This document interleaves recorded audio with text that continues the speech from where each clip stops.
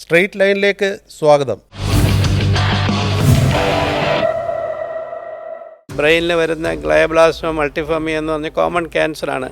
പ്രായമായവർക്ക് വരുന്ന ബ്രെയിൻ ട്യൂമറാണ്. അങ്ങനെ വന്ന് നേരത്തെ കണ്ടുപിടിച്ചാൽ പോലും ഒരു 5 to 10% ആൾക്കാരെ 5 yearsൽ കൂടുതൽ ജീവിച്ചിരിക്കുക. സ്ത്രീകളിലും ലങ് ക്യാൻസർ കൂടിക്കൊണ്ടിരിക്കുകയാണ്. മദ്യപാനവും ക്യാൻസറും തമ്മിൽ ബന്ധം? മദ്യപാനവും ക്യാൻസറുമായിട്ടും ബന്ധം. ഒരാൾക്ക് വിട്ടുമാറാത്ത ചുമ, രക്തം തുപ്പുക, അതല്ലെങ്കിൽ ന്യൂമോണിയ, റിക്കറൻറ്റ് ന്യൂമോണിയ വരിക, ഇങ്ങനെയെല്ലാം വന്നാൽ നമ്മൾ വെറുതെ വിടരുത്. ലങ് ക്യാൻസർ ഉണ്ടെന്ന് സസ്പെക്റ്റ് ചെയ്യണം, അത് റൂൾ ഔട്ട് ചെയ്യണം. ഇന്ത്യയിൽ ഒരു വർഷത്തെ കൊണ്ട് TB കൊണ്ട് ഒരു 4 ലക്ഷം ആൾക്കാരെങ്കിലും മരണപ്പെടുന്നുണ്ടെന്നാണ് കണക്കാക്കിയിരിക്കുന്നത്. മുടി കൊഴിയുന്നൊരു ടെമ്പററി ഇതാണ്, പഴയ രീതി വരും. പഴയ രീതി ഇന്ന് എയർലി സ്റ്റേജിൽ നമ്മൾ ബ്രസ്റ്റ് മാറ്റാതെയുള്ള ബ്രസ്റ്റ് കൺസർവേഷൻ സർജറിയാണ് ചെയ്യുന്നത്.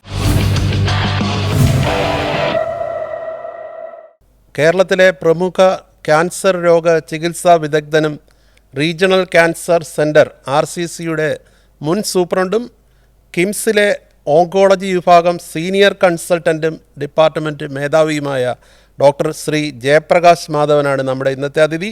നമസ്കാരം ഡോക്ടർ ശ്രീ ജയപ്രകാശ്. നമസ്കാരം. ഇപ്പോൾ നമ്മൾ സംസാരിക്കുമ്പോൾ കേരളത്തിൽ പൊതുവെ ക്യാൻസർ രോഗികളുടെ എണ്ണം വർദ്ധിക്കുകയാണ്.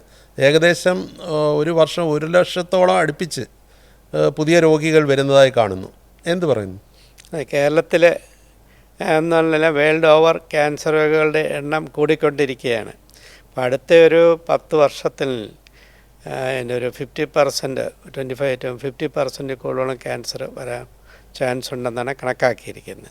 ഇന്ന് കേരളത്തിൽ 1 ലക്ഷം പേർക്ക് 173 പേർക്കോളം ക്യാൻസർ വരുന്നുണ്ട്. 1,173 പേർക്കോളം വരുന്നുണ്ട് ക്യാൻസർ. പൊതുവേ കേരളത്തിൽ അങ്ങനെ നോക്കുകയാണെങ്കിൽ കേരളത്തിൽ ഒരു 60,000-നും 70,000-നും ഇടയ്ക്കുള്ള പുതിയ ക്യാൻസർ രോഗികൾ ഓരോ വർഷവും വരുന്നുണ്ട്. ഓ, അത് ശരി. എന്തായിരിക്കും ഇതിൻ്റെ ഒരു ഇത് വർദ്ധിക്കാനുള്ളൊരു കാരണം? വർദ്ധിക്കാനുള്ള കാരണം എന്ന് പറഞ്ഞാൽ കേരളത്തിലെ ലൈഫ് സ്റ്റൈൽ ഇതാണ്. ഒബീസിറ്റി, പിന്നെ ആവശ്യത്തിന് വ്യായാമമില്ലായ്മ, ഇതെല്ലാമാണ്. പിന്നെ ഫുഡ് ഹാബിറ്റ്സ്, ഇതെല്ലാമാണ് അതിൻ്റെ കാരണങ്ങൾ. കൂടാതെ പിന്നെ കേരളത്തിലെ പോപ്പുലേഷൻ സ്ട്രക്ചർ അനുസരിച്ച് ഏജ്ഡ് പോപ്പുലേഷനാണ്. ഇന്ത്യയിലെ മറ്റ് സ്റ്റേറ്റുകളായിട്ട് കമ്പയർ ചെയ്യുമ്പോൾ ഇവിടെ ഏജ്ഡ് പോപ്പുലേഷൻ കുട്ടികൾ കുറവാണ്. അപ്പം അത് ക്രൂഡ് റേറ്റ് എപ്പോഴും ഏജ്ഡ് പോപ്പുലേഷന് കൂടിയിരിക്കും. ക്യാൻസർ കൂടുതലും ഏജ്ഡ് പോപ്പുലേഷനാണ്. പ്രായം തോറും ക്യാൻസർ വരാനുള്ള ചാൻസ് കൂടുതലാണ്. ശരി. പക്ഷേ കുട്ടികളിലും കണ്ടുവരുന്നില്ല? കുട്ടികളിലും ഉണ്ട്, വളരെ കുറവാണ്, എന്നാലും ഉണ്ട്. ഇല്ലാന്ന് ഏത് പ്രായത്തിലും ക്യാൻസർ വരാം. എന്നാലും ഏജ് കൂടുന്നതനുസരിച്ച് ക്യാൻസർ വരാനുള്ള ചാൻസ് കൂടുതലാണ്. സ്ത്രീ പുരുഷ ഇത് നോക്കുകയാണെങ്കിൽ കൂടുതലാണോ? സ്ത്രീകൾക്ക് കൂടുതലാണോ കുറവാണോ? അങ്ങനെ പറയാനില്ല. പുരുഷന്മാർക്ക് തന്നെയാണ് ഇന്ന് കേരളത്തിൽ കൂടുതൽ ക്യാൻസറായിട്ട് വരുന്നത്. സ്ത്രീകൾക്കും ഉണ്ട്. എന്ത് തരം ക്യാൻസറാണ് വരുന്നത്? പുരുഷന്മാരിൽ ഏറ്റവും കൂടുതലായിട്ട് കാണുന്നത് 1 ലങ് ക്യാൻസർ, 2 തൊണ്ടയിലും വായിലും വരുന്ന ക്യാൻസറുകൾ, പിന്നെ colorectal cancer, stomach cancer, liver cancer തുടങ്ങിയവയാണ്. സ്ത്രീകളിൽ ഇന്ന് കേരളത്തിൽ ഏറ്റവും കൂടുതലായി കാണുന്നത് ബ്രസ്റ്റ് ക്യാൻസറാണ്. സ്തനാർബുദം തന്നെയാണ്. അത് കഴിഞ്ഞാൽ രണ്ടാമതായിട്ട് കാണുന്നത് തൈറോയിഡ് ക്യാൻസറാണ്. പ്രത്യേകിച്ചും തിരുവനന്തപുരം രജിസ്ട്രിയിൽ തൈറോയിഡ് ക്യാൻസറാണ് സെക്കൻഡ് കോമണസ്റ്റ് ക്യാൻസറായിട്ട് കാണുന്നത്. ശരി. ഏറ്റവും അപകടകാരിയായ ക്യാൻസർ, അല്ലെങ്കിൽ അത് വന്നു കഴിഞ്ഞാൽ അധികം ആയുസ് ഉണ്ടാകാത്ത അങ്ങനെ ക്യാൻസർ ഉണ്ടോ ഏതെങ്കിലും പ്രത്യേകിച്ച്? അത് കഴിഞ്ഞാൽ അപകടകരമായ ക്യാൻസറുകളുണ്ട്. പല ക്യാൻസറിനും പൊതുവെ പറഞ്ഞാൽ നേരത്തെ കൂട്ടി കണ്ടുപിടിക്കുക, അതിന് ആവശ്യമായ ചികിത്സ എടുക്കുക എന്നാണ് അതിൻ്റെ മുഖ്യമായിട്ടുള്ള കാര്യം. എങ്കിൽ പോലും ചില ക്യാൻസറുകൾ ഇപ്പം നേരത്തെ കൂട്ടി കണ്ടുപിടിച്ചാലും വളരെ മോശം റിസൾട്ടുള്ള ക്യാൻസറുണ്ട്. ഉദാഹരണത്തിന് ഗ്ലയോബ്ലാസ്റ്റോമ, ബ്രെയിനിൽ വരുന്ന ഗ്ലയോബ്ലാസ്റ്റോമ മൾട്ടിഫോമി എന്ന് പറഞ്ഞ കോമൺ ക്യാൻസറാണ്. പ്രായമായവർക്ക് വരുന്ന ബ്രെയിൻ ട്യൂമറാണ്. അങ്ങനെ വന്ന് നേരത്തെ കണ്ടുപിടിച്ചാൽ പോലും ഒരു 5 to 10% ആൾക്കാരെ 5 yearsൽ കൂടുതൽ ജീവിച്ചിരിക്കാറുള്ളൂ. അതിൻ്റെ ചികിത്സാ രീതികൾ പുരോഗമിച്ചിട്ടില്ല. ഉണ്ട്, എങ്കിൽ പോലും എഫക്റ്റീവ് അല്ല പല ചികിത്സകളും. അതല്ലാതെ ലങ് ക്യാൻസറിൻ്റെ കാര്യം എടുത്താലോ? ലങ് ക്യാൻസർ ഇന്ന് കേരളത്തിൽ കൂടുതലായിട്ട് കണ്ടുവരുന്നുണ്ട്. ലങ് ക്യാൻസറിന് പൊതുവെ ഇപ്പോൾ കേരളത്തിൽ ഒരു 1 ലക്ഷം പുരുഷന്മാരിൽ അല്ലെങ്കിൽ 1 ലക്ഷം പേർക്ക് ഒരു 15-16 പേർക്കോളം പുരുഷന്മാർക്ക് ക്യാൻസർ വരുന്നത്. തിരുവനന്തപുരം ക്യാൻസർ രജിസ്ട്രിയിലും കൊല്ലം ക്യാൻസർ രജിസ്ട്രിയിലും ഉള്ള ഡേറ്റ അനുസരിച്ച് അത്രയും പേർക്ക് ക്യാൻസർ വരുന്നുണ്ട്. എന്താണ് അതിൻ്റെ കാരണം? ലങ് ക്യാൻസറിൻ്റെ മുഖ്യ കാരണം പുകവലിയായിരുന്നു നേരത്തെ. അപ്പം അങ്ങനെ ഇന്ന് പുകവലി കുറവാണ്, എങ്കിൽ പോലും ലങ് ക്യാൻസറിൻ്റെ ഇൻസിഡൻസ് കുറഞ്ഞിട്ടില്ല, കൂടുന്നുണ്ട്. വേറെ 2 കാരണങ്ങൾ. ഒന്ന് എയർ പൊല്യൂഷനാണ്, വായുമലിനീകരണമാണ്. പുകവലി ഇല്ലാത്തവരും ക്യാൻസർ കൂടി കണ്ടുവരുന്നു. സ്ത്രീകളിലും ലങ് ക്യാൻസർ കൂടിക്കൊണ്ടിരിക്കുകയാണ്. കേരളത്തിൽ 1,00,000 പേർക്ക് ഒരു വർഷം ഇവിടെ ട്രിവാൻഡ്രം രജിസ്ട്രിയിൽ 5-6 പേർക്ക് ലങ് ക്യാൻസർ വരുന്നുണ്ട്. അത് ശരി. അതിന്റെ ലക്ഷണങ്ങൾ എങ്ങനെ തിരിച്ചറിയാൻ പറ്റും? ലങ് ക്യാൻസറിന് ഏർലി ആയിട്ട് വലിയ ലക്ഷണങ്ങളൊന്നും വരാറില്ല. ഇപ്പോൾ സ്മോക്കേഴ്സിലോ വിട്ടുമാറാത്ത ചുമ, കൺസോൾട്ടേഷൻ, ന്യൂമോണിയ ഇങ്ങനെയെല്ലാം വന്നു കഴിഞ്ഞാൽ ലങ് ക്യാൻസർ സസ്പെക്റ്റ് ചെയ്യണം. അതിന് പുകവലി ഇല്ലാത്തവർക്കും ഇങ്ങനെ ഒരു പ്രശ്നം വന്നാൽ ലങ് ക്യാൻസർ സസ്പെക്റ്റ് ചെയ്യേണ്ട ഒരു സ്ഥിതിയാണ് ഇന്ന് ഇന്ത്യയിലും പ്രത്യേകിച്ചും നഗരങ്ങളിൽ ഉള്ളതും. മദ്യപാനവും ക്യാൻസറും തമ്മിൽ മദ്യപാനവും ക്യാൻസറുമായിട്ട് ബന്ധമുണ്ട്. ഏത് രീതിയിലാണ്? മദ്യപാനം കൊണ്ട് ക്യാൻസർ വരാവുന്ന പല ക്യാൻസർ, ഒന്ന് വായിലും തൊണ്ടയിലും വരുന്ന ക്യാൻസർ, പിന്നെ oesophageal cancer, stomach cancer, liver cancer, obesity, breast cancer, എല്ലാം പല ക്യാൻസറുകളും. പുകവലിയും മദ്യപാനവും ഒരുപോലെ അപകടകരമായ കാര്യങ്ങളാണ്. ഇപ്പോൾ ലങ് ക്യാൻസറിനെ എടുത്ത് നോക്കിക്കഴിഞ്ഞാൽ എത്ര സ്റ്റേജസ് എന്ന് പറയാൻ പറ്റും? ലങ് ക്യാൻസറിന് 4 സ്റ്റേജായിട്ടാണ് പൊതുവെ തിരിച്ചിരിക്കുന്നത്. ലങ് ക്യാൻസർ തന്നെ പൊതുവെ 2ആയിട്ട് തിരിക്കാം. ഒന്ന് സ്മോൾ സെൽ ലങ് ക്യാൻസർ, വേറൊന്ന് non small cell lung cancer. ഇങ്ങനെയാണ് നേരത്തെ തിരിച്ചിരുന്നത്. ഇപ്പം പുകവലി വളരെ കോമൺ ആയിരുന്നപ്പോൾ ഏറ്റവും കൂടുതൽ സ്മോൾ സെൽ ലങ് ക്യാൻസർ 20%ഓളം, മറ്റ് non small cell lung cancer ഒരു 80%ഓളം ഉണ്ടായിരുന്നു. ഇന്ന് പുകവലി കുറയുകയും ഫിൽറ്റേർഡ് സിഗരറ്റ് വരികയും ചെയ്തതിന് ശേഷം സ്മോൾ സെൽ ലങ് ക്യാൻസറിൻ്റെ ഇൻസിഡൻസ് കുറവാണ്. ഈ ഫിൽറ്റേർഡ് സിഗരറ്റ് ഉപയോഗിച്ചാൽ ഇത് അതങ്ങനെയില്ല. ഫിൽറ്റേർഡ് സിഗരറ്റ് ഉപയോഗിച്ചില്ലെങ്കിൽ ഹെവി ലാർജ് പാർട്ടിക്കിൾസും അതിൻ്റെ ടോക്സിറ്റിയും പ്രോക്സിമൽ പാർട്ട് ഓഫ് ദ ട്രക്കിയയിലും ലങ്സിലും വന്നിട്ട് കൂടുതലായിട്ട് സ്ക്വാമസ് സെൽ കാർസിനോമയും സ്മോൾ സെൽ ലങ് ക്യാൻസറാണ് വരുന്നത്. ലങ് ക്യാൻസറിനുള്ള ടെസ്റ്റ് എന്താണ് ശരിക്കും തിരിച്ചറിയുന്നത്? ലങ് ക്യാൻസറിന് അങ്ങനെ ഒരു ടെസ്റ്റ് എന്ന് പറയാൻ പറ്റത്തില്ല. ബയോപ്സി എടുക്കും. ലങ് ക്യാൻസറിനായിട്ട് ഒരാൾക്ക് വിട്ടുമാറാത്ത ചുമ, രക്തം തുപ്പുക, അതല്ലെങ്കിൽ ന്യൂമോണിയ, റിക്കറൻറ്റ് ന്യൂമോണിയ വരിക, ഇങ്ങനെയെല്ലാം വന്നാൽ നമ്മൾ വെറുതെ വിടരുത്. ലങ് ക്യാൻസർ ഉണ്ടെന്ന് സസ്പെക്റ്റ് ചെയ്യണം, അത് റൂൾ ഔട്ട് ചെയ്യണം. കൂടാതെ ഇന്ന് ഇന്ത്യയിൽ ട്യൂബർക്കുലോസിസ് വളരെ കോമൺ ആയിട്ടുള്ളൊരു ക്യാൻസറാണ്. അപ്പോൾ ട്യൂബർക്കുലോസിൻ്റെ സിംറ്റമും ഈ ചുമയുടെയും സിംറ്റംസും ഈ ലങ് ക്യാൻസറിൻ്റെ ഓൾമോസ്റ്റ് സെയിമാണ്. വലിയ വ്യത്യാസം വരാറില്ല. പലപ്പോഴും സംഭവിക്കുന്ന ഒരു ലീഷൻ ലങ്സ് കണ്ടു കഴിഞ്ഞാൽ, എക്സ്റേ പോലും കണ്ടാൽ എംപെരിക്കലി ട്യൂബർക്കുലോസിനുള്ള ട്രീറ്റ്മെൻറ്റ് നേരത്തെ സ്റ്റാർട്ട് ചെയ്യുമായിരുന്നു. ഇന്ന് അങ്ങനെയല്ല. ഒരു സോളിഡ് ലീഷൻ കാണുകയാണെങ്കിൽ അത് ബയോപ്സി എടുത്ത് നോക്കിയതിന് ശേഷമേ നമ്മൾ TB മറ്റ് മരുന്നുകൾ ട്രീറ്റ്മെൻറ്റിന് കൊടുക്കാറുള്ളൂ. TB പൊതുവേ നിർമ്മാർജ്ജനം ചെയ്തിട്ടില്ലേ, അതോ തിരിച്ചു? ഇല്ല, നിർമ്മാർജ്ജനം ചെയ്തിട്ടില്ല. ഇന്ന് ഇന്ത്യയിൽ നിർമ്മാർജ്ജനം ചെയ്തിട്ടില്ല. കേരളത്തിലും TB ഉണ്ട്. ഇന്ന് ഇന്ത്യയിൽ ഒരു വർഷത്തോണ്ട് TB കൊണ്ട് ഒരു 4 ലക്ഷം ആൾക്കാരെങ്കിലും മരണപ്പെടുന്നുണ്ടെന്നാണ് കണക്കാക്കിയിരിക്കുന്നത്. കേരളത്തിലെ ഒരു സ്ഥിതി എന്താണ്? കേരളത്തിൽ TB കോമൺ ആയിട്ടുണ്ട്, എന്നാലും കുറവാണെന്നേ ഉള്ളൂ. അത് ശ്രദ്ധിച്ചില്ലെങ്കിൽ ഈ ക്യാൻസറിലേക്ക് അത് നീങ്ങാവുന്നതാണ് അല്ലേ?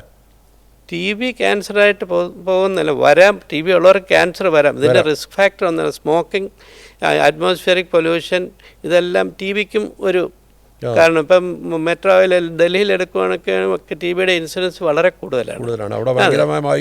വായുമലിനീകരണം,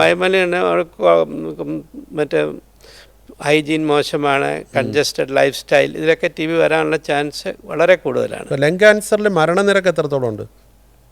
ലങ് ക്യാൻസർ ഇന്നും ഒരു 100 പേർക്ക് ലങ് ക്യാൻസർ വരുവാണെങ്കിൽ സാധാരണഗതിയിൽ 20-25% ആൾക്കാരെ മാത്രമേ നമുക്ക് സുഖപ്പെടുത്താൻ സാധിക്കുന്നുള്ളൂ. അതിന് മുഖ്യ കാരണം ലങ് ക്യാൻസർ നേരത്തെ കൂട്ടി കണ്ടുപിടിക്കുന്നത് വളരെ ചെറിയ ശതമാനം ആൾക്കാരിലാണ്. ഇൻവെസ്റ്റിഗേഷൻ നടത്തി കഴിയുമ്പോൾ മെജോറിറ്റി ഓഫ് ദി ആൾക്കാർക്കും ലങ് ക്യാൻസർ ഒരു ക്യൂറേറ്റീവ് ട്രീറ്റ്മെൻറ്റ് ഇത് സ്റ്റേജ് അഡ്വാൻസ് സ്റ്റേജ് 4 ആയിരിക്കും. നേരത്തെ കണ്ടുപിടിച്ചു കഴിഞ്ഞാൽ അതിനെ ഇത് ഭേദമാക്കാനുള്ള ചികിത്സാ സംവിധാനം ഉണ്ട്. ആധുനിക ചികിത്സകളുണ്ട്. ലങ് ക്യാൻസറിന് ഞാൻ പറഞ്ഞില്ല, പൊതുവേ non small cell lung cancer, small cell lung cancer എന്ന് പറയും. Non small cell lung cancer നിന്ന് ഏറ്റവും കൂടുതലായിട്ട് വരുന്നത് അഡിനോകാഴ്സിനോമയാണ് കേരളത്തിൽ, പൊതുവേ ഇന്ത്യയിലും അഡിനോകാഴ്സിനോമ തന്നെയാണ് കൂടുതലായിട്ട് വരുന്നത്. അഡിനോകാഴ്സിനോമൊക്കെ വന്നു കഴിഞ്ഞാൽ ഏർലി സ്റ്റേജിലാണെങ്കിൽ സ്ക്വാമസ് ആയാലും ഏർലി സ്റ്റേജിൽ സർജറിയാണ് ചികിത്സാ രീതി. വളരെ ഏർലി സ്റ്റേജ് ആണെങ്കിൽ സർജറി കൊണ്ടോ റേഡിയോതെറാപ്പി കൊണ്ടോ നമുക്ക് ക്യൂർ ചെയ്യാം. അത് കഴിഞ്ഞിട്ട് സ്റ്റേജ് 2 ഓൺവേഴ്സ് ആണെങ്കിൽ നമ്മളും സർജറിയും റേഡിയേഷനും കൊടുക്കുന്നുണ്ട്. അതിനേക്കാളും ഉപരിയായിട്ട് സ്റ്റേജ് 2 ഓൺവേഴ്സ് ആദ്യമേ കീമോ അല്ലെങ്കിൽ ഇമ്മ്യൂണോതെറാപ്പി പുതിയ ചികിത്സാ രീതികൾ കൊടുത്ത് അല്ലെങ്കിൽ ടാർഗറ്റഡ് ട്രീറ്റ്മെൻറ്റ് കൊടുത്തതിന് ശേഷം സർജറിയും റേഡിയേഷൻ ചെയ്യുന്ന ആവശ്യമുണ്ടെങ്കിൽ റേഡിയേഷൻ ചെയ്യുന്ന ചികിത്സാ രീതികളാണ് ക്യൂറേറ്റീവ് ആയിട്ട് എടുക്കുന്നത്. അങ്ങനെ ഭേദപ്പെട്ട് കഴിഞ്ഞാൽ ഭേദപ്പെട്ട് കഴിഞ്ഞ് കഴിഞ്ഞാൽ വരാനുള്ള ചാൻസ് വളരെ അപ്പോൾ ഒരു T1 ലങ് ക്യാൻസർ കണ്ടുപിടിച്ച് ചികിത്സിക്കുകയാണെങ്കിൽ ഒരു 80% ആൾക്കാരെ നമുക്ക് രക്ഷപ്പെടുത്താം. ഇപ്പോൾ ഇമ്മ്യൂണോതെറാപ്പി എന്ന് പറയുന്ന ഈ മേഖലയിലെ ഒരു പുതിയ നൂതന ചികിത്സാ മാർഗമാണ്. അതെ, അതിൻ്റെ ഒരു ആൾക്കാർക്ക് അസുഖം ഭേദമാകുന്നതിന് എത്രമാത്രം സഹായകമാണ് ഇമ്മ്യൂണോതെറാപ്പി? ഇമ്മ്യൂണോതെറാപ്പി നമ്മൾ സാധാരണയായിട്ട് ഇമ്മ്യൂണോതെറാപ്പി എന്ന് പറയുന്നത് പണ്ട് വാക്സിനേഷൻ ഇമ്മ്യൂണിറ്റി കൂട്ടുക അങ്ങനെയുള്ള ഇതായിരുന്നു നേരത്തെ വാക്സിനേഷൻ അങ്ങനെയുള്ള കാര്യങ്ങൾ ചെയ്തുകൊണ്ടിരുന്നത്. ഇപ്പോഴത്തെ നമ്മൾ ഇമ്മ്യൂണോതെറാപ്പി എന്ന് പറഞ്ഞാൽ ക്യാൻസർ ദേഹത്ത് വളരുന്ന ക്യാൻസർ സെൽസിന് വരാൻ മ്യൂട്ടേഷൻ വന്നിട്ടാണ് ക്യാൻസർ സെൽസ് ഉണ്ടാകുന്നത്. അപ്പോൾ അങ്ങനെയുള്ള മ്യൂട്ടേഷൻ വരാൻ പ്രോട്ടീൻസൊക്കെ ഉണ്ടാകും. ഇങ്ങനെയുള്ള സെൽസ് വളരുന്നത് നമ്മുടെ ശരീരത്തിലെ ഇമ്മ്യൂണിറ്റിയെ കബളിപ്പിച്ചുകൊണ്ടാണ്. ഇമ്മ്യൂണിറ്റിക്ക് റെക്കഗ്നൈസ് ചെയ്യാൻ പറ്റാതെയുള്ള അത് ഇമ്മ്യൂണിറ്റി സപ്രസ് ചെയ്യിച്ചുകൊണ്ടാണ് ക്യാൻസർ വരുന്നത്. അപ്പോൾ ആ സപ്രഷൻ നമ്മളങ്ങ് മാറ്റുകയാണ് ചെയ്യുന്നത്. മോണോക്ലോണൽ ആൻറ്റിബോഡി വെച്ചിട്ട് PD-L1 അല്ലെങ്കിൽ PD-1 അല്ലെങ്കിൽ CTLA-4 ആൻറ്റിബോഡി കൊടുത്തിട്ട് ആ സപ്രഷൻ മാറ്റുകയും നമ്മുടെ ഇമ്മ്യൂൺ സെൽസ് പിന്നെ വീണ്ടും ക്യാൻസറിനെ അറ്റാക്ക് ചെയ്യാൻ പ്രാപ്തമാക്കുന്ന ഒരു ചികിത്സാ രീതിയാണ് ചെയ്യുന്നത്. അതുകൊണ്ട് അതൊരു വലിയ കുതിച്ചുചാട്ടമാണ്. കുതിച്ചുചാട്ടമാണ് ക്യാൻസർ ചികിത്സാ രീതിയിൽ വലിയൊരു കുതിച്ചുചാട്ടമാണ്. പ്രത്യേകിച്ചും നേരത്തെ നമ്മൾ മെറ്റാസ്റ്റാറ്റിക് ക്യാൻസറിലായിരുന്നു, സ്റ്റേജ് 4 ആദ്യമായിട്ട് ഇമ്മ്യൂണോതെറാപ്പി കൊടുത്തിരുന്നത്. അതിനുശേഷം സ്റ്റേജ് 3 ക്യാൻസറിൽ കീമോയും റേഡിയേഷനും കഴിഞ്ഞതിന് ശേഷം ഇമ്മ്യൂണോതെറാപ്പി കൊടുത്ത് ഇമ്പ്രൂവ്. ഇപ്പം റീസെൻ്റ്ലി വളരെ ഏർലി സ്റ്റേജിലും സ്റ്റേജ് 1 ഒഴിച്ച് T2 തൊട്ട് സ്റ്റേജ് 2 ക്യാൻസർ തൊട്ട് നമ്മൾ കണ്ടുപിടിച്ച് കഴിഞ്ഞാൽ ഇമ്മ്യൂണോതെറാപ്പിയോ കീമോ ഇമ്മ്യൂണോതെറാപ്പി കൊടുത്തതിന് ശേഷം സർജറി ചെയ്താൽ കുറച്ചും കൂടെ ബെറ്റർ റിസൾട്ടാണ് കീമോതെറാപ്പി കൊടുത്ത് കീമോതെറാപ്പിയോ അല്ലെങ്കിൽ സർജറി ആദ്യം ചെയ്യുന്നതിനേക്കാളും. ഇപ്പം നമ്മൾ ക്യാൻസർ പേഷ്യൻസുകാർക്ക് ഏറ്റവും ആദ്യം കേൾക്കുമ്പം തന്നെ ഒരു വിഷമം തോന്നുന്നത് അല്ലെങ്കിൽ ഒരു ഭയം തോന്നുന്നത് കീമോതെറാപ്പി ചെയ്യുന്നുള്ളതാണ്. കീമോതെറാപ്പി ഒരു രോഗിക്ക് എത്രമാത്രം ഗുണകരമാണ്, ദോഷകരമാണ്? ക്യാൻസർക്ക് ഉപയോഗിക്കുന്ന ചികിത്സാ രീതികൾക്കെല്ലാം സൈഡ് എഫക്റ്റ് ഉണ്ട്. സർജറി ആയാലും റേഡിയേഷൻ ആയാലും കീമോതെറാപ്പി ആയാലും ഇമ്മ്യൂണോതെറാപ്പി ആയാലും എല്ലാത്തിനും സൈഡ് എഫക്റ്റ് ഉണ്ട്. നമ്മളതിൻ്റെ ബെനിഫിറ്റ് റിസ്ക് നോക്കിയിട്ട് ബെനിഫിറ്റ് കിട്ടുന്നതനുസരിച്ചിട്ടാണ് കൊടുക്കുന്നത്.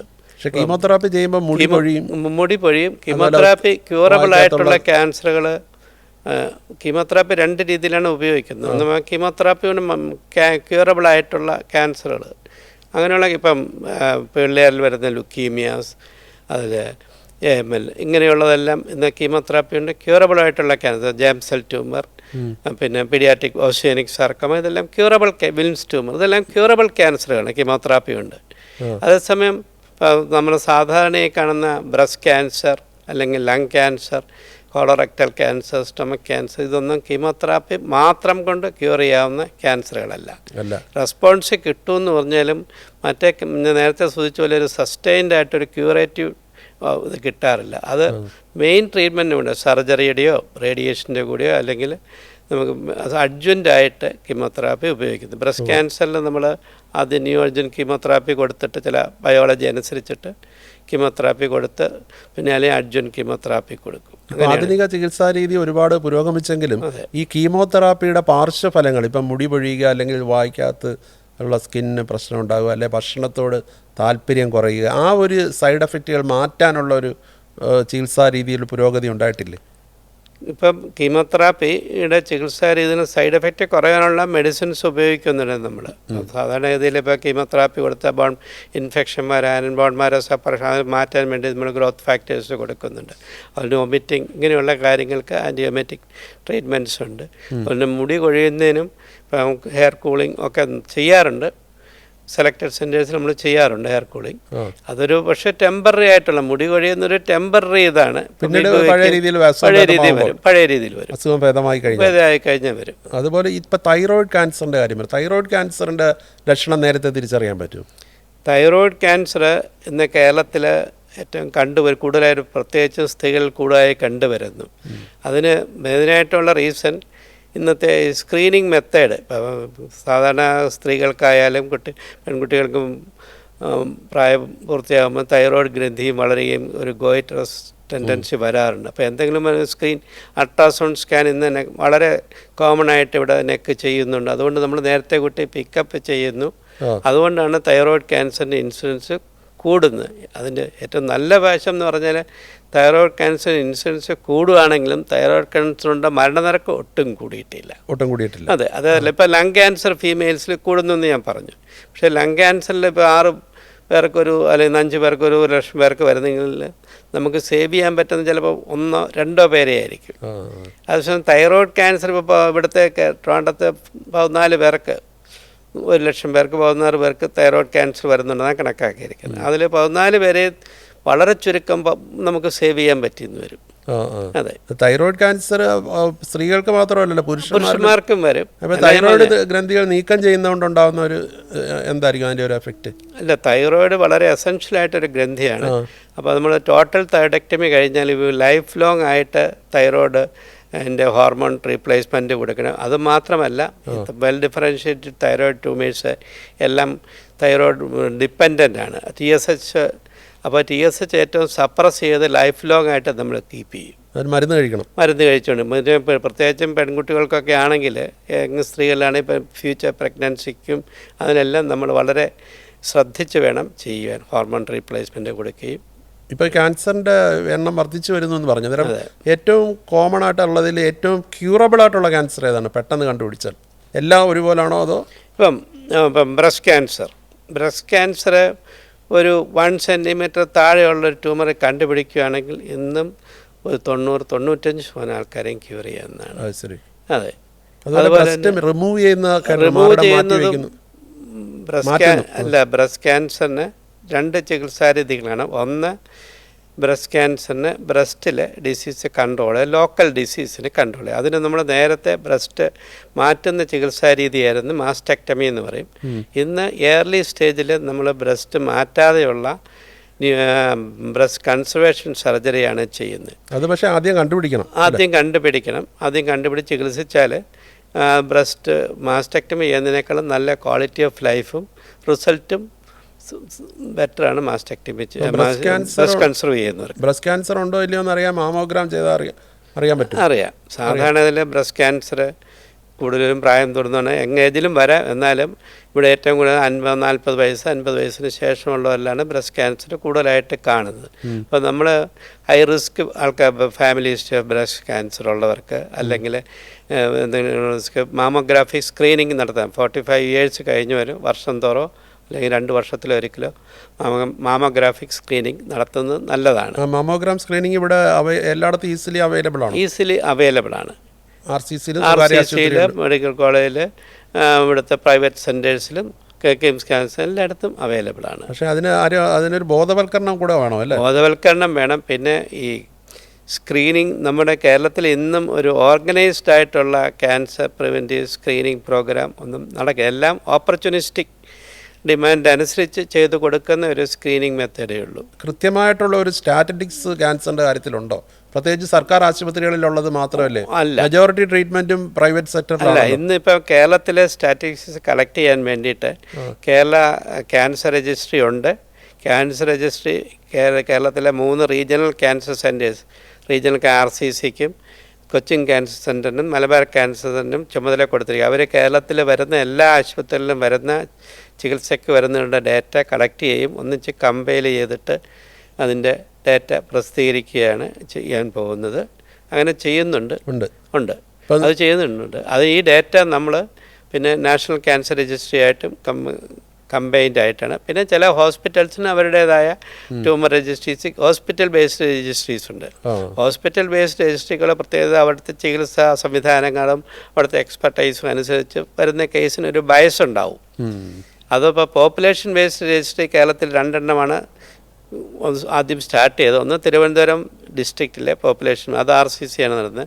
പിന്നെ കൊല്ലത്ത് ചവറയിൽ ബാക്ക്ഗ്രൗണ്ട് റേഡിയേഷൻ വളരെ കൂടിയൊരു സ്ഥലമാണ്. അതുകൊണ്ട് കരുനാഗപ്പള്ളി തുടങ്ങുകയും ശേഷം കൊല്ലം ജില്ലയിലും ഒരു പോപ്പുലേഷൻ ബേസ്ഡ് രജിസ്ട്രി RCC നടത്തുന്നുണ്ട്. കീമോതെറാപ്പിയുടെ കാര്യം പറഞ്ഞു. അന്നേരം അതിൽ ഈ നമുക്ക് എത്ര സ്റ്റേജ് വരെ കീമോ ചെയ്യണം അങ്ങനെ ഉണ്ടോ? അങ്ങനെ കീമോതെറാപ്പി രീതി എങ്ങനെയാണ്? കീമോതെറാപ്പിക്ക് ഇപ്പോൾ ഒരു ഉദാഹരണത്തിന് ഇപ്പം ബ്രസ്റ്റ് ക്യാൻസർ വരുന്നു. ഇപ്പോൾ ബ്രസ്റ്റ് ക്യാൻസർ നമ്മൾ ഏർലി സ്റ്റേജിലാണെങ്കിൽ കീമോതെറാപ്പി ഒന്നിലെ ന്യൂ അഡ്ജുവൻ്റായിട്ട് കൊടുക്കുകയോ അല്ലെങ്കിൽ അഡ്ജുവൻ്റായിട്ട് കൊടുക്കുക. അതിന് നമ്മളൊരു ഡെഫിനിറ്റ് പീരീഡാണ് കൊടുക്കുന്നത്. അതേസമയം മെറ്റാസ്റ്റാറ്റിക് അഡ്വാൻസ് സ്റ്റേജ് 4 ഡിസീസിലാണെങ്കിൽ ഇന്നും ബ്രസ്റ്റ് ക്യാൻസർ കീമോ കൊണ്ട് ക്യൂറബിൾ കണ്ടീഷനല്ല. അപ്പോൾ കീമോതെറാപ്പി കൊടുക്കുന്ന റെസ്പോൺസ് കിട്ടി അതിൻ്റെ റെസ്പോൺസ് സസ്റ്റെയിൻ ചെയ്യുന്നവരെ കൊടുക്കും. അതല്ലെങ്കിൽ ടോക്സിറ്റി വന്ന് ഡിസ്കണ്ടിന്യൂ ചെയ്യുന്ന അതാണ് അതിൻ്റെ എൻഡ് പോയിന്റ് മെറ്റാസ്റ്റാറ്റിക് സെറ്റപ്പിൽ. അപ്പോൾ അതുകൊണ്ട് മെറ്റാസ്റ്റാറ്റിക് സെറ്റപ്പിൽ എത്ര കോഴ്സ് കൊടുക്കണം എന്ന് നമുക്ക് പറയാൻ പറ്റില്ല. അങ്ങനെയാണ് അതിൻ്റെ ചില പണ്ടത്തെ നേരത്തെ ഇപ്പം ആദ്യം ലുക്കീമിയ അതല്ലെങ്കിൽ അങ്ങനെയുള്ള ക്യാൻസറുകൾ ചികിത്സിച്ചാണ് നമ്മൾ ആദ്യത്തെ കീമോതെറാപ്പി 1950s തൊട്ട് വരുന്നത്. അപ്പം അന്ന് കീമോതെറാപ്പിയുടെ ജനറൽ ടെൻഡൻസി എന്ന് പറഞ്ഞാൽ ഏർലി സ്റ്റേജിലും ഒരു മെയിൻ്റനൻസ് കീമോതെറാപ്പി കൊടുക്കുന്ന ടെൻഡൻസി ഉണ്ടായിരുന്നു. അത് ശരി. അപ്പോൾ അങ്ങനെ ഉണ്ടായിരുന്നു. സോളിഡ് ട്യൂമേഴ്സിന് അത് ഹിമറ്റോളജിക്കൽ മാലിഗ്നൻസിൽ അങ്ങനെ വന്നു. സോളിഡ് ട്യൂമേഴ്സിൽ അത് തന്നെയായിരുന്നു. ഇപ്പോൾ ആ ഒരു ടെൻഡൻസി മാറിയിരിക്കുക. പണ്ട് ജേംസെൽ ട്യൂമറിന് പോലും ഞങ്ങൾ 2 years കീമോതെറാപ്പി കൊടുക്കുമായിരുന്നു. അതിപ്പോൾ രോഗിയിൽ പാർശ്വഫലം കൂടുതൽ ഉണ്ടായി രോഗി തീരെ അവശനാവില്ലേ? അവശനെന്ന് വെച്ചാൽ ടോക്സിറ്റി ഇല്ലയെന്നല്ല ഞാൻ പറഞ്ഞത്. പക്ഷേ ടോക്സിറ്റി അതിൻ്റെ സപ്പോർട്ടീവ് കെയർ കൊടുത്ത് നമ്മൾ വലിയ പ്രോബ്ലം ഒന്നും വരാറില്ല. ഇപ്പോൾ ബ്രസ്റ്റ് ക്യാൻസറാണ് കോമൺ ആയിട്ട് ഫീമെയിൽസിയുടെ ക്യാൻസറിന് ഒരു ഔട്ട് പേഷ്യൻ്റ് ട്രീറ്റ്മെൻ്റ് ആണ് നമ്മൾ കൊടുക്കുന്നത്. ബ്രസ്റ്റ് മാറ്റി വെച്ച് കഴിഞ്ഞാൽ കൃത്രിമമായിട്ടുള്ള വെക്കുന്ന സംവിധാനം ഇപ്പോൾ ഉണ്ടോ? ഉണ്ട്. കൃത്രിമമായി മാറിടം വെക്കുന്നുണ്ട്. ബ്രസ്റ്റ് ഇംപ്ലാൻസ് ഉണ്ട്. അതിനേക്കാളും ഞങ്ങൾ കൂടുതലായിട്ട് ഫോളോ ചെയ്യുന്നത് ബ്രസ്റ്റ് റീകൺസ്ട്രക്ഷൻ സർജറി ചെയ്യുന്നുണ്ട്. അത് മസിൽസ് നമ്മുടെ ബോഡി മസിൽസ് മാമോപ്ലാസ്റ്റി അല്ലെങ്കിൽ റീകൺസ്ട്രക്ഷൻ ബ്രസ്റ്റ് എടുത്ത് സെയിം സിറ്റിങ്ങിൽ തന്നെ ചെയ്ത് കൊടുക്കുന്നുണ്ട്. അതേ രീതിയിൽ തന്നെ. അതെ. ഇന്ന് കേരളത്തിലെ കിംസ് ക്യാൻസർ സെൻ്ററിലാണെങ്കിൽ ഒരു 60% ഓഫ് ദി ആൾക്കാർ ഏർലി സ്റ്റേജ് വരുന്നത് ബ്രസ്റ്റ് കൺസർവിങ് ട്രീറ്റ്മെൻറ്റിനാണ് പോകുന്നത്. മാസ്റ്റെക്ടമി പോകാറില്ല. അതുപോലെ ലുക്കീമിയയുടെ കാര്യം പറഞ്ഞു. നമ്മൾ പണ്ടൊക്കെ ലുക്കീമിയ അല്ലെങ്കിൽ ബ്ലഡ് ക്യാൻസർ സിനിമകളിലാണെങ്കിൽ ലുക്കീമിയ ആണെന്ന് ഇപ്പം ജഗതി ഏതോ സിനിമയിൽ കീമിയം എന്നൊക്കെ പറയുന്ന പോലെ ആ ലുക്കീമിയ ഇപ്പം എത്രമാത്രം ഉണ്ട്? അത് കൂടുന്നുണ്ടോ? ലുക്കീമിയ ഉണ്ട്. ലുക്കീമിയയും കുട്ടികളിലും പ്രായമായാലും എല്ലാം ഒരുപോലെ വരാറുണ്ട്. അക്യൂട്ട് ലുക്കീമിയാസ് മൈലോയിഡ് ലുക്കീമിയയും ലിംഫോയിഡ് ലുക്കീമിയ എന്നും ഉണ്ട്. ലിംഫോയിഡ് ലുക്കീമിയ കുട്ടികളിലും ഏത് പ്രായത്തിലും, പക്ഷേ കുട്ടികൾ വളരെ ക്യൂറബിളാണ്. ക്യൂറബിളായിട്ട് ക്യാൻസറിന്. അപ്പോൾ അക്യൂട്ട് മൈലോയിഡ് ലുക്കീമിയ ഒരു 50% ആൾക്കാരിലും ഇന്ന് ക്യൂറബിളാണ്. പ്രായമാകും തോറും അതിൻ്റെ കീമോതെറാപ്പിക്ക് പകരം ഇപ്പോൾ ലുക്കീമിയയിലെ ട്രീറ്റ്മെൻറ്റിന് വളരെയധികം അഡ്വാൻസ്മെൻറ്റ് വന്നിട്ടുണ്ട്. ട്രാൻസ്പ്ലാന്റ്, ഈവൻ ബോൺമാരോ ഇമ്മ്യൂണോതെറാപ്പിയും even CAR T cell therapy, chimeric antigen T cell receptor ട്രീറ്റ്മെൻറ്റും കൊടുക്കുന്നുണ്ട് ലിംഫോമയിലും ലുക്കീമിയയിലും. ഈവൻ നമ്മുടെ കിംസ് ക്യാൻസർ സെൻ്ററിലും ഞങ്ങളത് സ്റ്റാർട്ട് ചെയ്യുന്നുണ്ട്. ലിവർ ക്യാൻസർ വളരെ പെട്ടെന്ന് സ്പ്രെഡ് ചെയ്യുന്നതാണോ? കേരളത്തിലെ ലിവർ ക്യാൻസർ കൂടിക്കൊണ്ടുവരാണ്. അതിന് 2-3 റീസണാണ് ഞങ്ങൾക്ക്. ഒന്ന് ആൽക്കഹോളിസം, 2 ഒബീസിറ്റി. നേരത്തെ ഹെപ്പറ്റൈറ്റിസ് ബിയും ഹെപ്പറ്റൈറ്റിസ് സി ഇൻഫെക്ഷനും ഒരു കാരണമായിരുന്നു. ഇന്ന് അത് കുറഞ്ഞു വരികയാണ്. നമ്മുടെ ഹൈജീൻ കൂടുകയും അതിൻ്റെ incidence of hepatitis B and C കുറഞ്ഞുകൊണ്ട് വരികയാണ്. പക്ഷേ ഒബീസിറ്റിയും മെറ്റബോളിക് അസോസിയേറ്റഡ് ഡിസീസ്, ലിവർ ഡിസീസുമായിട്ടും അല്ലെങ്കിൽ ആൽക്കഹോളിസം ലിവർ ക്യാൻസർ കൂടുതലായിട്ട് കാണുന്നുണ്ട്. പിന്നെ ലിവർ ക്യാൻസറും ഏർലി സ്റ്റേജ് കണ്ടുപിടിച്ചാൽ ക്യൂറബിളാണ്. അങ്ങനെ കണ്ടുപിടിച്ച് കഴിഞ്ഞാൽ ലിവർ റിസെക്ഷനോ ട്യൂമർ റിമൂവ് ചെയ്യുകയോ അല്ലെങ്കിൽ റേഡിയോ ഫ്രീക്വൻസി അബ്ലേഷൻ അല്ലെങ്കിൽ അങ്ങനെയുള്ള ലോക്കൽ ട്രീറ്റ്മെൻറ്റുകൾ കൊടുക്കും. അതിന് പിന്നെ ലിവർ ട്രാൻസ്പ്ലാന്റും ലിവർ ക്യാൻസറിന് കൊടുക്കുന്നുണ്ട്. ചെയ്താൽ ഒരു 60 to 70% ആൾക്കാരെ നമുക്ക് ക്യൂർ ചെയ്യാൻ പറ്റും. അത് പക്ഷേ വളരെ എക്സ്പെൻസീവ് ആയിട്ടുള്ള ട്രീറ്റ്മെന്റ് ആണ്. അതെ. പാൻക്രിയാറ്റിക് ക്യാൻസറും ഇതുപോലെ വേഗത്തിൽ സ്പ്രെഡ് ചെയ്യുന്നതാണെന്ന് കേട്ടിട്ടുണ്ട്. ശരിയാണ്? പാൻക്രിയാറ്റിക് ക്യാൻസർ കൂടിക്കൊണ്ടിരിക്കുകയാണ്. പാൻക്രിയാറ്റിക് ക്യാൻസർ വളരെ അഗ്രസീവ് ആയിട്ടുള്ള ഡിസീസാണ്. ഏർലി സ്റ്റേജിൽ കണ്ടുപിടിക്കുന്ന കുറച്ച് പേർക്ക് മാത്രമേ കണ്ടുപിടിക്കുന്നുള്ളൂ. അതെ. മെയിൻ ആയിട്ടുള്ള ട്രീറ്റ്മെൻറ്റ് സർജറിയാണ്. വിപ്പൽസ് റിസെക്ഷനാണ് നമ്മൾ സാധാരണ ചെയ്യുന്നത്. അപ്പം അങ്ങനെയുള്ള സർജറി ചെയ്താൽ ഏർലി സ്റ്റേജിൽ കണ്ടുപിടിച്ച് ചികിത്സിച്ചാൽ ഒരു 1/3 ആൾക്കാരെ നമുക്ക് ക്യൂർ ചെയ്യാൻ പറ്റും. ഈ പാൻക്രിയാറ്റിക് ക്യാൻസറിൻ്റെ ലക്ഷണങ്ങൾ മുൻകൂട്ടി അറിയാൻ പറ്റുമോ? അങ്ങനെ ഒന്ന് ഫാമിലി ഹിസ്റ്ററി ഉള്ളവർക്ക് വരാം. 2 ഇപ്പം പ്രായമായവർക്ക് പെട്ടെന്നൊരു ഡയബറ്റിസ് വരിക, അല്ലെങ്കിൽ ഡയബറ്റിസ് ഉള്ളവർ പെട്ടെന്ന് ഡയബറ്റിസ് അൺകൺട്രോൾഡ് വരിക, ബാക്ക് പെയിൻ, ഇതൊക്കെ പാൻക്രിയാറ്റിക് ക്യാൻസറിൻ്റെ ലക്ഷണങ്ങളാകാം.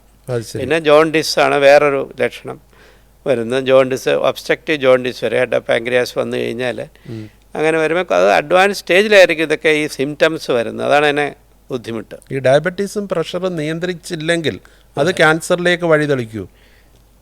ഡയബറ്റീസിൻ്റെയും ഒബീസിറ്റി ഒരു കോസാണ്, ക്യാൻസറിനും ഒബീസിറ്റി ഒരു കോസാണ്. അപ്പം അതുപോലെ തന്നെ ഇപ്പോൾ പാൻക്രിയാറ്റിക് ക്യാൻസറിനും ഇതെല്ലാം കാരണങ്ങളാണ്. ഇപ്പോൾ മുൻകരുതൽ എന്ന് പറയാനാണെങ്കിൽ ഈ പൊണ്ണത്തടി കുറയ്ക്കുക എന്നാണോ? ഒന്ന് പൊണ്ണത്തടി കുറയ്ക്കുക, വ്യായാമം കൃത്യമായിട്ട് നമ്മുടെ പൊക്കത്തിനും പ്രായത്തിനനുസരിച്ചുള്ള ബോഡി വെയ്റ്റ് മെയിൻറ്റെയിൻ ചെയ്യുക. അത് വളരെ ഇമ്പോർട്ടൻ്റ് ആയിട്ടുള്ള ഒരു കാര്യമാണ്.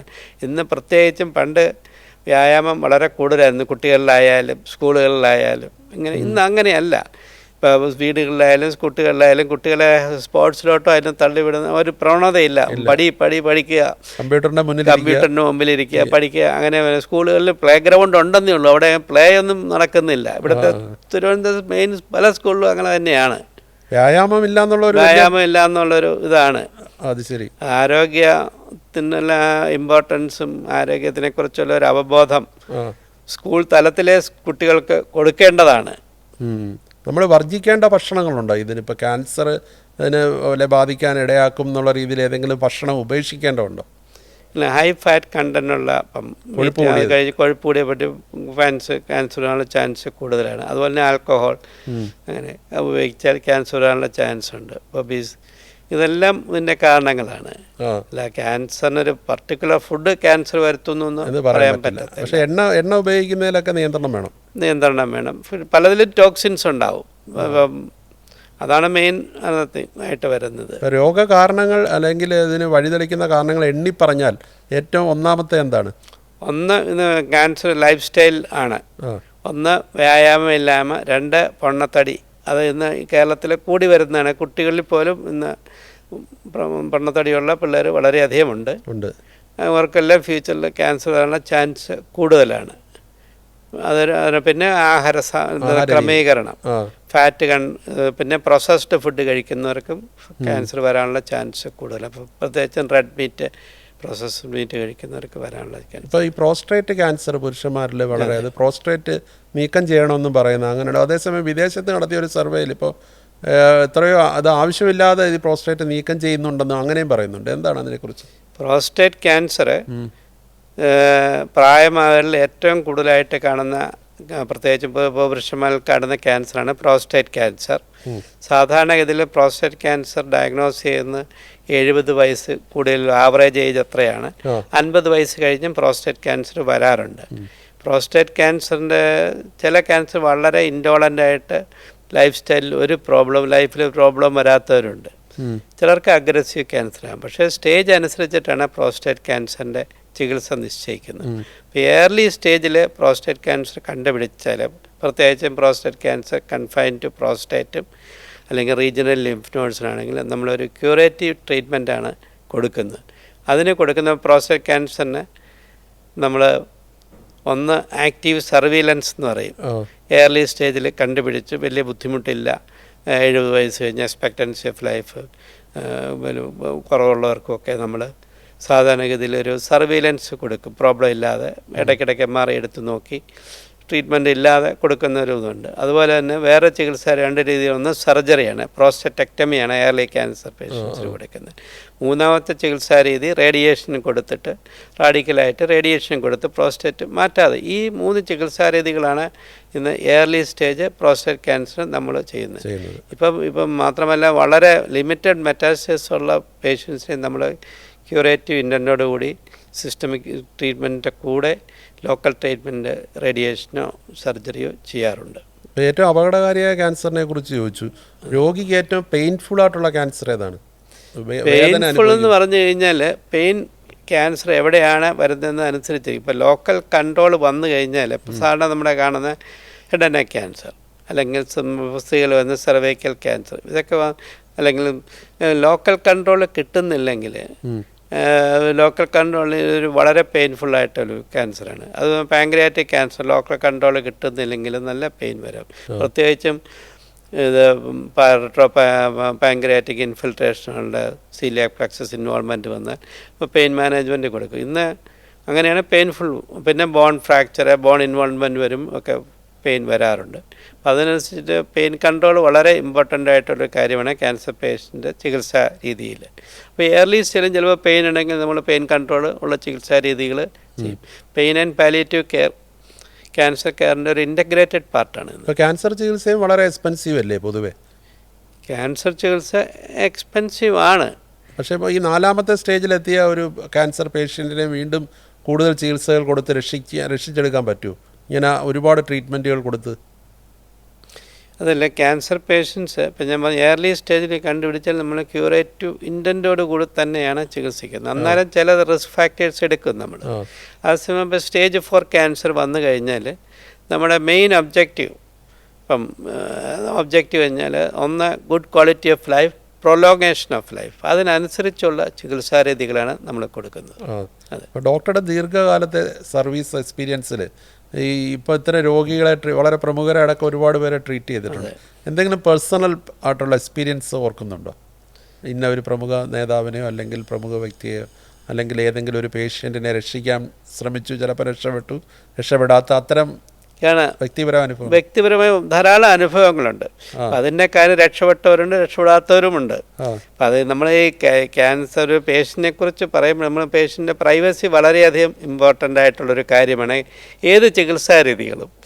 അപ്പോൾ നമ്മൾ അതുകൊണ്ട് ആളിൻ്റെ പേരെടുത്ത് പറഞ്ഞിട്ടുള്ള അല്ല അങ്ങനെയൊരു ചികിത്സാരീതികൾ നമ്മളങ്ങനെ പുറത്ത് പറയാറില്ല. അതൊരു പ്രൈവസി പേഴ്സണ് അവർക്ക് ഇമ്പോർട്ടൻ്റ് ആണ്, അതുപോലെ തന്നെ ഫാമിലിക്കും ഇമ്പോർട്ടൻ്റ് ആയിട്ടുള്ള കാര്യമാണ്. അപ്പോൾ പലരും ഇവർക്ക് നമ്മൾ ക്യാൻസർ ഉണ്ട് എന്ന് പുറത്തു പറയാൻ ഇഷ്ടപ്പെടാത്ത ഒത്തിരി ഫാമിലികളുണ്ട്. അതെ, പക്ഷേ നമ്മുടെ ഒരു ഇൻവോൾവ്മെൻറ്റ് പക്ഷേ അതിലെല്ലാം വളരെ ഇതായിരിക്കത്തില്ല. അതെല്ലാം ചില രോഗികളുടെ കാര്യമൊക്കെ വരുമ്പോൾ വല്ലാതെ വിഷമം തോന്നിയ സന്ദർഭങ്ങളുണ്ടോ? വിഷമം ഉണ്ടാകാറുണ്ട്. പക്ഷെ അത് നമ്മുടെ ട്രീറ്റ്മെൻറ്റ് പാർട്ടായിട്ട് ഒരു എമ്പതി കാണും. എന്നാലും ഒരു കോമ്പറ്റീവായിട്ട് നമ്മൾ സയൻറ്റിഫിക്കായിട്ട് ഡിസിഷൻ എടുക്കുക എന്നുള്ളതാണ് മെയിനായിട്ടും ചെയ്യുന്നത്. ഇപ്പോൾ കഴിഞ്ഞ ഒരു 5 വർഷം എടുത്താൽ ഈ ക്യാൻസർ ചികിത്സയിൽ ഉണ്ടായിട്ടുള്ള ഏറ്റവും വലിയ പുരോഗതി എന്താണ്? ക്യാൻസർ ചികിത്സയിൽ എല്ലാ സർവീസിലും പുരോഗതി ഇട്ടിട്ടുണ്ട്. ഇപ്പോൾ റേഡിയോതെറാപ്പിയിലായാലും വളരെ പ്രിസൈസ്ഡ് ആയിട്ടുള്ള ഇമേജ് ഗൈഡഡ് ആയിട്ടുള്ള റേഡിയോതെറാപ്പി സംവിധാനങ്ങളാണ് ഉള്ളത്. അതുപോലെ തന്നെ ബീംസാണ്, ഫോട്ടോണും പ്രോട്ടോണും അങ്ങനെയുള്ള കാര്യങ്ങളുണ്ട്. അതുപോലെ തന്നെ കീമോതെറാപ്പിയിലും ടാർഗറ്റഡ് ഡ്രഗ് ആൻറ്റിബോഡി കോൺജുഗേറ്റ്സ് വരുന്നുണ്ട്. അതുപോലെ ഇമ്മ്യൂണോതെറാപ്പീസ് അനദർ തിങ്, കാർട്ടി സെൽ, ഇതെല്ലാമാണ്. ഇപ്പോൾ കഴിഞ്ഞ ഒരു 10 years അല്ല 15 years തുടങ്ങി ഏറ്റവും മെയിൻ എന്ന് പറഞ്ഞാൽ ഇമ്മ്യൂണോതെറാപ്പിയിൽ വന്ന ചേഞ്ചസ് ആണ്. ഇപ്പോൾ കേരളത്തിൽ ഇപ്പം നമ്മൾ ആദ്യം സംസാരിച്ച് തുടങ്ങിയപ്പോൾ തന്നെ പറയുന്നത് കൂടുതൽ ക്യാൻസർ രോഗികൾ വരുന്നു. ഇനി അടിയന്തരമായിട്ട് അധികൃതർ എന്താണ് ശ്രദ്ധിക്കേണ്ടത്? സർക്കാർ എന്താണ് ശ്രദ്ധിക്കേണ്ടത്? ഒന്ന്, ക്യാൻസർ വരാതെ പ്രിവെൻറ്റ് ചെയ്യുക എന്നുള്ളതാണ്. അപ്പം ഒന്ന് ഹെൽത്ത് അവബോധം, ആരോഗ്യം നമ്മുടെ എന്താണ് കാരണം എന്നുള്ള കുട്ടികളുടെ സ്കൂളിൽ പഠിപ്പിക്കേണ്ടതാണ്. ഓരോ രോഗത്തിനും ക്യാൻസർ ഒന്നും അല്ല, ഒരു അവബോധം കുട്ടികൾക്കുണ്ടാകണം. എന്നാലും മാത്രമേ ക്യാരി ഓവർ ചെയ്ത് വരുത്തുള്ളൂ പ്രായമാകുമ്പോൾ. 2, പിന്നെ നമ്മുടെ അറ്റ്മോസ്ഫിയറിക് പൊല്യൂഷൻ കുറയ്ക്കണം. അതിനുള്ള സംവിധാനങ്ങൾ ഗ്രീൻ എനർജി വരുന്നുണ്ട്, എങ്കിൽ പോലും പറയുന്നതനുസരിച്ച് അത്രയും വരുന്നില്ല. പറയുന്നു, പക്ഷെ അതനുസരിച്ച് പ്രോഗ്രഷൻ ആകുന്നില്ല. ഈ വായു മലിനീകരണം എന്ന് പറഞ്ഞാൽ ഇനി അങ്ങോട്ടുള്ള ഫ്യൂച്ചറിലും വലിയൊരു അപകടമാണ്. അത് കുറച്ച് വരിക എന്നുള്ളതാണ്. ഈ സ്മോൾ പാർട്ടിക്കിൾസ് ഇപ്പോൾ ഡൽഹിയിലുള്ള ഞങ്ങളുടെ ഫ്രണ്ട്സൊക്കെ പറഞ്ഞ ഡൽഹിയിൽ ലങ് ക്യാൻസർ വരുന്നില്ല 50% നോൺ സ്മോക്കേഴ്സിനാണെന്നാണ്. ഇവിടെയും നോൺ സ്മോക്കേഴ്സിന് തന്നെ ലങ് ക്യാൻസർ കൂടുതലായിട്ട് കാണുന്നുണ്ട്. ഇപ്പോൾ ചിലർ പറയാറുണ്ട്, ഇപ്പോൾ മദ്യപിക്കുന്നവരൊക്കെ പറയുന്നതാണ്, ഈ മദ്യപിച്ചാൽ എന്ത്, മദ്യപിച്ചില്ലെങ്കിൽ എന്ത്, ക്യാൻസർ വരാനുള്ളവർക്ക് വരും. അല്ലെങ്കിൽ പുകവലിക്കാത്തവർക്കും മദ്യപിക്കാത്തവർക്കും വ്യായാമം ചെയ്യാത്തവർക്കും ഒക്കെ വരാനില്ലേ എന്നുള്ള ചോദ്യത്തിന് എന്താണ് ഒരു മറുപടി? ഇപ്പോൾ അതിൻ്റെ ഉദ്ദേശം പറഞ്ഞാൽ പുക വലിക്കുന്നവർക്ക് എല്ലാവർക്കും ലങ് ക്യാൻസർ വരണമെന്നില്ല. പുകവലി വന്നു കഴിഞ്ഞാൽ പുകവലി കൊണ്ട് വരാവുന്ന 3-4 ഒന്ന് ഏറ്റവും കോമൺ ആയിട്ട് വരാവുന്ന interstitial lung disease, chronic obstructive pulmonary airway disease, പുകവലി കൊണ്ട് കാർഡിയക് ഡിസീസ് വരും, പിന്നെ ബ്ലഡ് വെസൽസ്, ത്രോംബോസിസ് എല്ലാം വരും. ക്യാൻസർ 4ാമത്തെ കോസേ ആവുന്നുള്ളൂ പുകവലി കൊണ്ടുള്ള കാരണത്തിൽ. പക്ഷേ നേരത്തെ ലങ് ക്യാൻസർ വരുന്ന, ഇപ്പോൾ 100 പേർക്ക് ലങ് ക്യാൻസർ വരുന്നെങ്കിൽ 90% ആൾക്കാരും പുകവലിക്കുന്നവരായിരുന്നു. ഇന്ന് അത് മാറി വരുന്നു. പുകവലി കുറഞ്ഞിരിക്കുന്നെങ്കിലും ലങ് ക്യാൻസർ കൂടുന്നു. അപ്പോൾ ലങ് ക്യാൻസർ കൂടാനുണ്ട് മെയിൻ ഇപ്പം ഒന്ന്, പുകവലി കുറഞ്ഞാൽ ലങ് ക്യാൻസർ കുറയും. അതുമാത്രമല്ല, പണ്ട് സ്മോൾ സെല്ലും സ്ക്വാമസ് സെല്ലും സെൻട്രൽ ക്യാൻസേഴ്സ് ആയിരുന്നു കൂടുതൽ. ഇന്നത് കുറഞ്ഞുകൊണ്ട് പെരിഫറൽ ലങ്ങിൽ വരുന്ന അഡിനോകാഴ്സിനോമയും അങ്ങനെ ഉള്ള അഡിനോകാഴ്സിനോമിനെ കൂടുതലായിട്ടാണ്. അതിന് മെയിൻ ഒരു റീസൺ പുകവലി മാത്രമല്ല, അറ്റ്മോസ്ഫിയറിക് പൊല്യൂഷനാണ്. സ്മോൾ പാർട്ടി ഈ കൺസ്ട്രക്ഷൻ ഉപയോഗിക്കുന്ന ചെറിയ ഇതെല്ലാം, പിന്നെ പുക, ഇതെല്ലാം ഇതിനുള്ള പാസീവ് സ്മോക്കിംഗ്, ഇതെല്ലാം ഒരു കാരണമാണ്. ഇപ്പോൾ ഹൃദ്രോഗം കഴിഞ്ഞാൽ അടുത്ത ഏറ്റവും മരണസാധ്യതയുള്ളത് ക്യാൻസറാണോ? അതോ ക്യാൻസറിന് ഉണ്ട്. പുകവലിക്കുന്നതല്ല, ഹൃദ്രോഗം കഴിഞ്ഞാൽ ക്യാൻസർ, അതിന് ഒബ്സ്ട്രക്റ്റീവ് എയർവേ ഡിസീസ് അതുപോലെ തന്നെയാണ്. TB അവർക്ക് കൂടുതലാണ് പുകവലിക്കുന്നത്. കാർഡിയാക് അറസ്റ്റ് അല്ലെങ്കിൽ ഹാർട്ട് അറ്റാക്ക് വരുന്ന ആൾക്കാരുടെ എണ്ണവും കൂടി വരുന്നുണ്ട്. ഇപ്പോൾ ഈ കോവിഡിന് ശേഷം ഒരുപാട് ആൾക്കാർ കുഴഞ്ഞു വീണ് മരിക്കുന്നുണ്ട്. ക്യാൻസർ, ഈ മരണനിരക്കിൻ്റെ കാര്യത്തിൽ ഈ രണ്ട് ഹൃദ്രോഗവും ക്യാൻസറും ഏത് രീതിയിലാണ് താരതമ്യപ്പെടുത്താൻ പറ്റുന്നത്? അല്ല, ഹൃദ്രോഗം കഴിഞ്ഞാൽ ഏറ്റവും കൂടുതൽ മരണനിരക്ക് വരുന്നത് അമേരിക്കയിൽ പോലും സെക്കൻഡ് ഹെൽത്ത് കോമണസ്റ്റ് ക്യാൻസറാണ് മരണനിരക്കിൻ്റെ സെക്കൻഡ് കോമണസ്റ്റ് കോസ്. അതെ, നോൺ കമ്മ്യൂണിക്കബിൾ ഡിസീസ് എന്നുള്ള രീതിയിലാണ്. നേരത്തെ ഇന്ത്യയിലാണെങ്കിലും കമ്മ്യൂണിക്കബിൾ ഡിസീസ് ആയിരുന്നു, അത് കുറഞ്ഞു വരുന്നുണ്ട്. ഇന്നും നമ്മുടെ ഇവിടെ കമ്മ്യൂണിക്കബിൾ ഡിസീസ് ഉണ്ട്, ഇല്ലാതെയില്ല. ഇപ്പോൾ ക്യാൻസർ ഇപ്പോൾ രോഗം വന്നു കഴിഞ്ഞാൽ നമുക്കറിയാം, നമ്മുടെ സമൂഹത്തിൽ തന്നെ വളരെ പ്രമുഖരായിട്ടുള്ള ആൾക്കാർക്ക് പലർക്കും വന്നിട്ടുണ്ട്. പെട്ടെന്ന് അങ്ങ് വിസ്മൃതിയിലേക്ക് പോയി മരണത്തിലേക്ക് പോകുന്ന ഒരുപാട് സംഭവങ്ങൾ ക്യാൻസർ പേഷ്യൻസിൻ്റെ ഇടയിലില്ലേ? അതോ ഇപ്പം ഭേദപ്പെടുന്ന ആൾക്കാരുടെ എണ്ണമാണോ കൂടുതൽ? ഭേദപ്പെടുന്ന ആൾക്കാരുടെ എണ്ണം തന്നെയാണ് കൂടുതൽ. പഴയ പോലുള്ള ഒരു മരണത്തിലേക്ക് അല്ല, ഇവൻ VIP പലരും ക്യാൻസർ ഉണ്ടെന്ന് പറഞ്ഞ് ഉള്ളവരുണ്ട്. ചിലർ പറയാറില്ല എന്ന് മാത്രമേ ഉള്ളൂ. അപ്പം അങ്ങനെയാണ് അതിപ്പം അങ്ങനെ ചിലരിപ്പം നമുക്ക് ഈയിടയ്ക്ക് വന്ന് മരിച്ചെന്ന് പറഞ്ഞാൽ നമ്മുടെ മിനിസ്റ്റർ ഉണ്ടായിരുന്നല്ലോ, കോടിയേരി സാറിന്. കോടിയേരിക്ക് ക്യാൻസർ ആയിരുന്നു, പക്ഷേ പാൻക്രിയാറ്റിക് ക്യാൻസർ. അത് പക്ഷേ പുള്ളി കുറേ ട്രീറ്റ്മെൻ്റ് ഒക്കെ നടത്തിയിരുന്നു. പക്ഷേ സാറിനും ഇതുപോലെ ഡയബറ്റിസ് പെട്ടെന്ന് കൂടിയപ്പോഴാണ് കണ്ടുപിടിച്ചത്. പക്ഷേ എനിക്ക് പോലും അത് നമുക്ക് ഫലപ്രദമായില്ല എന്നുള്ളതാണ്. കോടിയേരി കുറിച്ച് പറയുമ്പോൾ ഈ വേദിയിൽ അദ്ദേഹം പലതവണ വന്നിട്ടുണ്ട്. ആദ്യത്തെ ട്രീറ്റ്മെന്റ് കഴിഞ്ഞിട്ടും വന്നിട്ടുണ്ട്. ഈ സ്ട്രെയിറ്റ് ലൈൻ ഇന്റർവ്യൂവിൽ ഞാൻ ആദ്യത്തെ ഇന്റർവ്യൂ അദ്ദേഹമായിട്ടായിരുന്നു. പറഞ്ഞുകൊണ്ടാണ് ഞാൻ പറഞ്ഞത്. നല്ല മനുഷ്യനല്ല. അതെ, അങ്ങനെ സാറങ്ങനെ ഓപ്പണായിട്ട് അത് അക്സെപ്റ്റ് ചെയ്ത് പറഞ്ഞുകൊണ്ടാണ് ഞാൻ സാറിന്റെ പേര് പറഞ്ഞത്. ഒരുപാട് ആൾക്കാർക്ക് തന്റെ അനുഭവം പങ്കുവെച്ചതിലൂടെ ഒരുപാട് ആൾക്കാർക്ക് ഒരു സന്ദേശം കൊടുക്കുകയായിരുന്നു അല്ലേ? അതെ, അത് നല്ലൊരു ചിലർ കൊടുക്കാറുണ്ട്. പണ്ട് ചില ഈ ക്യാൻസർ ചികിത്സിച്ച് ഭേദമായിട്ട് ഒരു കൂട്ടായ്മ RCC, പ്രത്യേകിച്ചും പിള്ളേരുടെ ക്യാൻസറിന് വരെ ഒരു സംഘടന തന്നെയുണ്ട്. ചികിത്സിച്ച് ഭേദമായ രോഗം ഭേദമായി കഴിഞ്ഞാൽ പിന്നീട് വരാനുള്ള സാധ്യത എത്രമാത്രമുണ്ട്? രോഗം ഭേദമായി കഴിഞ്ഞാൽ ഈ ക്യാൻസർ ഇപ്പം ഭേദമായി എന്ന് പറഞ്ഞു കഴിഞ്ഞാലും ചില ക്യാൻസർ രണ്ടാമതും വരാം. പിന്നെ ഈ റിസ്ക് ഫാക്ടർ ഉള്ളതുകൊണ്ട് അവർക്ക് വേറെ ക്യാൻസർ. പിന്നെ ഒരു 10% കേസസ് ജനറ്റിക്കായിട്ടും ക്യാൻസർ ട്രാൻസ്മിറ്റ് ചെയ്ത് വരാം. അവർക്ക് പലതരം ക്യാൻസർ വരാനുള്ള ചാൻസ് ഉണ്ട്. രാജീവനാന്തം മരുന്ന് കഴിക്കണോ? അങ്ങനെയല്ല. ക്യാൻസർ ചികിത്സ കഴിഞ്ഞാൽ നമ്മൾ ഫോളോ അപ്പിന് വെക്കുന്നത് റെഗുലറായിട്ട് അവരെ കയറുന്ന 2 കാര്യത്തിന് വേണ്ടിയിട്ട്. ഒന്ന്, ഈ അസുഖം തിരിച്ചു വരുന്നുണ്ടോ എന്ന് കണ്ടുപിടിക്കുക. അതിൻ്റെ ബയോളജി അനുസരിച്ച് ഓരോ ക്യാൻസറിനും എങ്ങനെയാണ് വരുന്നതെന്ന് നമുക്ക് എങ്ങനെ ബിഹേവ് ചെയ്യുന്ന ഒരുവിധം നമുക്ക് അറിയാം. അതനുസരിച്ചുള്ള ഒരു ഫോളോ അപ്പ് ഷെഡ്യൂൾ കൊടുക്കും. രണ്ടാമത്തെ റീസൺ ഇതുപോലെ ഈ റിസ്ക് ഫാക്ടർ ഉള്ളതുകൊണ്ട് സെക്കൻഡ് മാലിഗ്നൻസി വരാൻ പറ്റുമോ എന്നുള്ള. മൂന്നാമത്തെ ഏറ്റവും വലിയ റീസൺ എന്ന് പറഞ്ഞാൽ ക്യാൻസർ ചികിത്സയ്ക്ക് പാർശ്വഫലങ്ങളുണ്ട്. ഈ പാർശ്വഫലങ്ങൾ കൊണ്ട് എന്ത് പ്രോബ്ലം വരാം, ഫ്യൂച്ചറിൽ എന്ത് വരും. ഇപ്പോൾ ബ്രസ്റ്റ് ക്യാൻസർ തന്നെ നമ്മൾ ട്രീറ്റ്മെൻറ്റ് കൊടുക്കുന്നു. അപ്പോൾ അഡ്രിയമൈസിൻ ഉപയോഗിക്കുന്നു, എൻഡോക്സാൻ ഉപയോഗിക്കുന്നു, അവന് പുതിയ ടാർജറ്റ് ട്രാസ്റ്റോസുമാവ്, അങ്ങനെ പല മെഡിസിൻസും, അവന് ചെസ്റ്റ് റേഡിയേഷനും, ഇതുകൊണ്ടെല്ലാം ഫ്യൂച്ചറിൽ കാർഡിയക് പ്രോബ്ലം വരാനുള്ള ഒരു ചാൻസ് ഉണ്ട്. അപ്പോൾ കൃത്യമായ മോണിറ്ററിങ് വളരെ ആവശ്യമാണ്. അപ്പോൾ അതിനുകൊണ്ട് നമ്മൾ മറ്റ് സ്പെഷ്യാലിറ്റികളും ചേർന്ന് ഇവർക്ക് കൃത്യമായ ഒരു സർവൈവർഷിപ്പ് പ്രോഗ്രാം കൊടുക്കണം.